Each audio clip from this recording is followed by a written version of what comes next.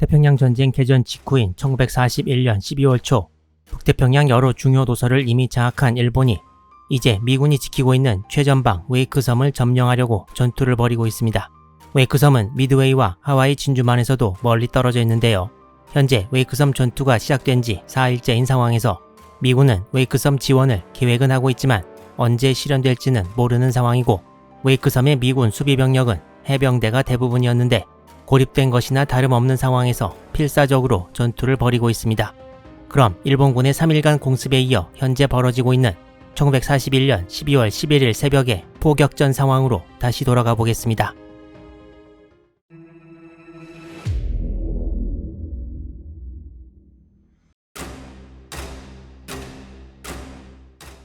야간 상륙을 포기하고 12월 11일 오전 5시부터 웨이크 섬 남단을 포격하는 일본 함대. 10일 밤과 11일 새벽 해상의 날씨가 워낙 안 좋아서 상륙을 포기한 것이었는데, 원래 일본군의 계획은 윌크스 섬에 150명을 상륙시켜 장악하고 웨이크 섬 남부에 300명을 상륙시켜 이곳 비행장을 점령하는 것이었습니다. 일본군도 웨이크에 대한 정보가 없다가 막판에 미군 병력이 500여 명이라는 것을 알고 황급히 해군 육전대 650명을 편성한 것이어서 상륙 병력이 충분치 않았고, 여차하면 구축함 승조원들을 동원해 상륙 작전을 펼칠 계획이었다고 합니다.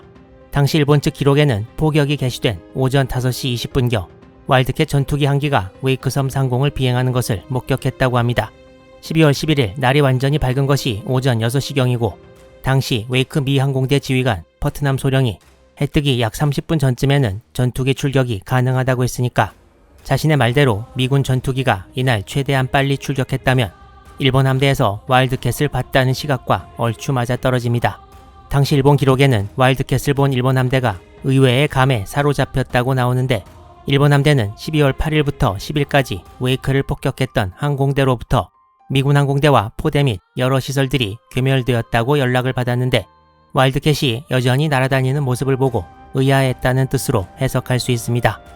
또한 당시 일본 함대의 포격은 그다지 위력적이지 않아서 웨이크 섬 지상병력 지휘관 제임스 데버러 소령은 일본 함대의 포격은 미군 수비진을 완전히 파괴하려는 것이 아니고 미군 포대의 응사를 기다려 포대 위치 확인이 목적이라고 생각하기도 했습니다. 이때 웨이크 섬 남단 피콕 포인트 근처의 5인치포 2기는 일본 함대의 포격에도 전혀 손상을 입지 않았습니다.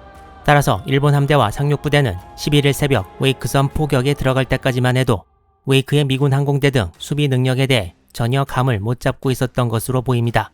일본 항공대의 보고처럼 때려 부쉈다는 포대에서 포탄이 날아오자 일본 함정들은 크게 당황할 수밖에 없었습니다. 지난 영상에서 소개했던 미군 5인치 포탄의 일본 기함 유바리 명중은 일본 기록에서는 거의 다루고 있지 않습니다.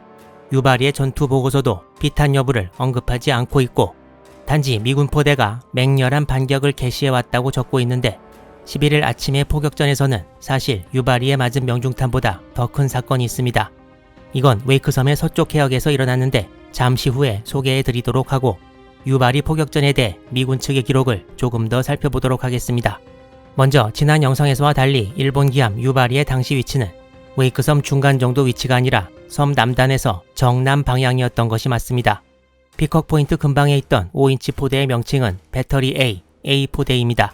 유바리는 웨이크 섬에서 약 4.57km 떨어진 해역에서 첫 명중탄 2발을 맞았는데, 당시 미군의 5인치 포는 전함 텍사스에서 쓰던 것을 떼어다 설치한 것이었고, 이렇게 생긴 레인지 파인더 거리 측정기도 따로 설치해 놓았었는데 12월 8일부터 10일까지의 일본 항공대의 폭격으로 이 거리 측정기는 파괴되어서 미군은 매우 불리한 처지에서 일본 함정에 사격을 해야 했습니다. 유바리는 예상치 못한 명중탄을 맞은 후 도주를 시도했지만 7,000야드 약 6.4km 거리에서 다시 2발의 명중탄을 맞게 됩니다. 당시 A포대 지휘관은 해병대 클래런스 반인저 중이었는데, 그의 기록에 의하면 2차 명중탄 이후 유바리의 측면이 연기로 뒤덮였고 함이 급히 움직이면서 연기 속으로 숨으려고 시도했다고 되어 있습니다. 또한 이 광경을 보고 있던 데버러 소령은 명중탄을 맞은 일본 순양함이 미친 듯이 방향을 바꾸며 빠져나가려고 했다고 회고록에서 적고 있습니다. 유바리가 계속되는 포격으로 정신을 못 차리고 있을 때 근처에 있었던 일본 구축함 한 척이 유바리와 해안 사이에 끼어들어서 연막을 피워 유바리를 미군 포격으로부터 보호하려고 했으나 미군 A-포대에서 유바리를 향해 발사한 포탄 중 하나가 구축함 앞부분에 명중했습니다. 이 구축함은 기함 유바리 보호를 포기하고 스스로 퇴각해버렸습니다. 이 구축함의 이름은 현재 확정 지을 수가 없는데 이후에 밝혀지면 말씀드리겠습니다. 반인저 중위의 A-포대 5인치포는 미군 기록으로는 전방 포탑에 또 한 발의 포탄을 명중시켰다고 합니다. 패닉 상태의 유바리는 미군 포대 사정권에서 황급히 물러났습니다. 이상과 같은 내용이 미군의 전투 기록에 나와 있는데요. A-포대의 공격으로 일본 기함 유바리가 실제 어떤 피해를 입었느냐에 관계없이 웨이크섬 서쪽에서 벌어진 전투가 의문의 여지 없이 더 큰 결과를 가져왔습니다. 참고로 이 사진은 태평양 전쟁 당시 미군 구축함이 아군 함정을 보호하기 위해 연막을 피우는 모습이라고 합니다. 웨이크섬 전투에서 일본 구축함이 유바리를 보호하기 위해 피웠던 연막도 이와 비슷하지 않을까 생각됩니다. 웨이크섬 남단에서 전투가 벌어지고 있을 때 서쪽에서는 무슨 일이 일어났을까요?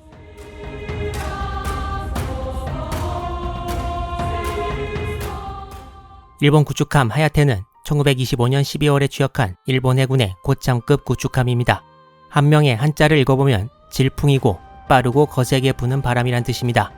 하야테라는 이름은 1928년에 붙여졌고 그 전에는 제13호 구축함이었는데 1926년에 제주도 서쪽 해역을 지나다가 다른 구축함과 충돌 사고가 나기도 했습니다.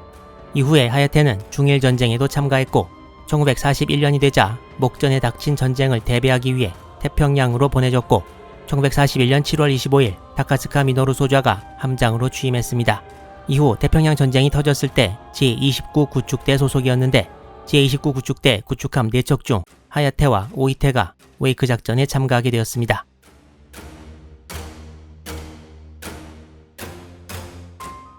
웨이크섬 본도의 서쪽에 있는 섬이 윌크스 섬인데 이전에 언급한 대로 웨이크와 더불어 여기에도 5인치포 두 문이 배치되어 있었습니다.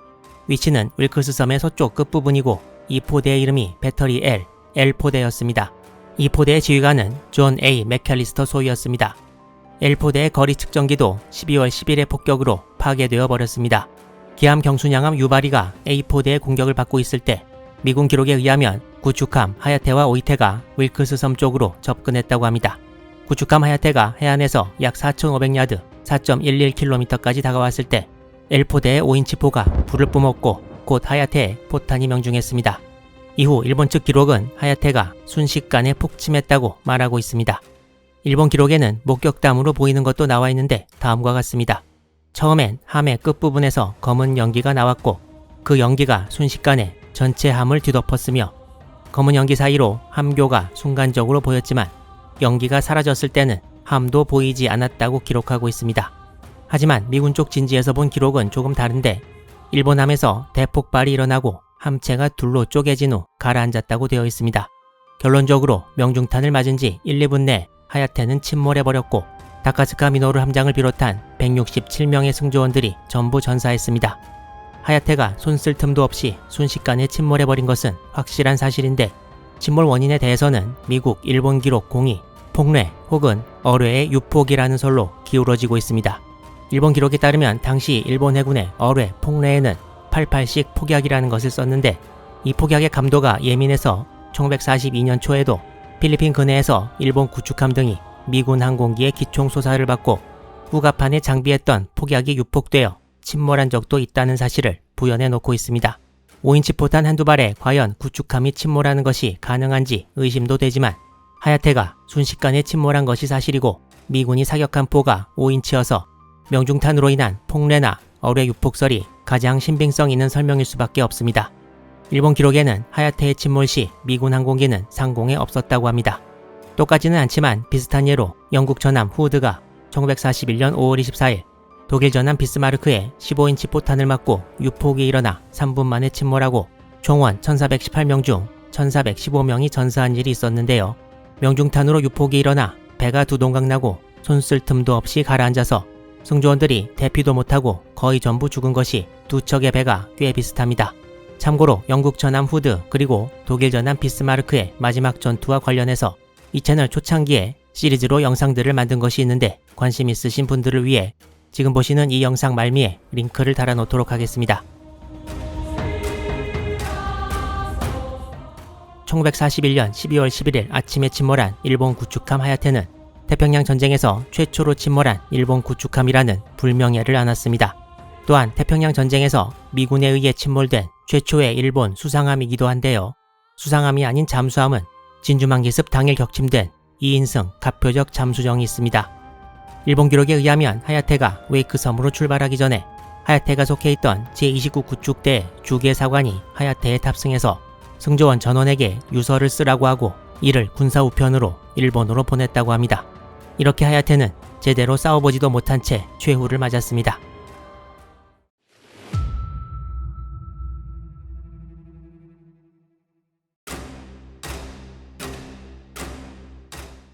하지만 아직 포격전은 계속되고 있습니다.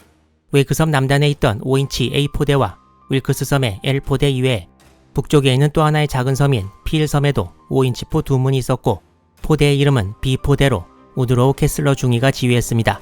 미군 기록에 의하면 L포대, A포대와 일본 함들 간의 포격전이 벌어진 후 B포대의 사정거리 안으로 다른 일본 함들이 접근했다고 합니다. 그리고 B포대와 일본 함들 간의 포격전이 벌어졌습니다. 미군 기록에 의하면 이때 B포대를 포격한 일본 함들은 고폭탄 대신 철갑탄을 사용해 B포대 인원들에게 큰 타격을 주는데 실패합니다. B포대와 일본 함들 간의 포격전이 시작된 시각은 오전 7시 10분경이었고 같은 시각 남쪽 바다에서는 일본 함들이 멀리 물러나기 시작해서 데보로 소령이 포대에 사격 중지를 명령했습니다. 미군 기록에는 B포대도 일본 함들의 명중탄을 맞추었다고 되어 있고 몇 번의 포격 교환 후 일본 함들이 연막을 피우며 물러나기 시작했습니다. 12월 11일 아침의 포격전은 이렇게 일본 구축함 한 척이 침몰되고 끝나는 듯 했으나 미군은 있고 일본군은 없는 무기가 등장하는데 바로 와일드캣 전투기 4기가 일본 함들을 뒤쫓아가기 시작한 것입니다. 일본 함대의 위기는 아직 끝나지 않았습니다.